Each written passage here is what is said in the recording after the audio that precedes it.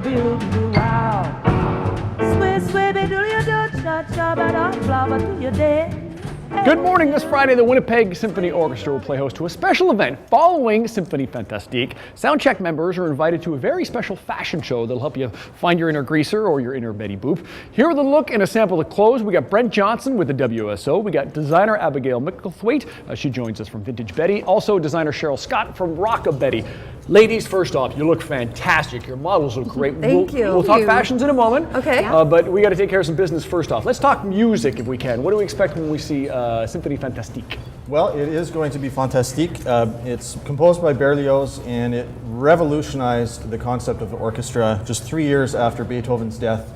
And it was theatrical music written for orchestra.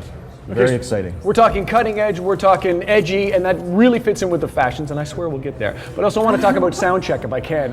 Who are Soundcheck members and how can we join up? Soundcheck members, it's for anybody 30 years of age and under, and or full-time students. You can attend any Winnipeg Symphony Orchestra concert for $15. It's free to sign up. Just go to wso.ca.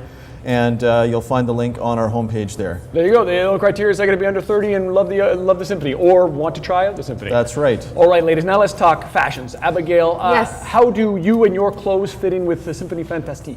Well, it's going to be a symphony of 50s fashion, and my line is Vintage Betty, and Cheryl's is Rockabetty, and my line is very sweet, very French Riviera sailor look, and Cheryl is... Cheryl, you get the rock. Mine's a little bit edgier, yeah. So it's very 50s inspired. It's drawn from a lot of rock and roll influences, from Betty Page, from Marilyn Monroe. So it really highlights women's curves. It's very voluptuous, and I think it just, in terms of Sin-phony Fantastique being that edgier symphony, so is the line. Well, you've got some fashions for us there we're looking at right now, but I want to ask about what it is about this time period. What inspires you about this time period, Abigail? Why not the 60s? Why not the 70s? Well, I love the 60s too. 70s I could do without, but even though I was born there, I love how women dressed up.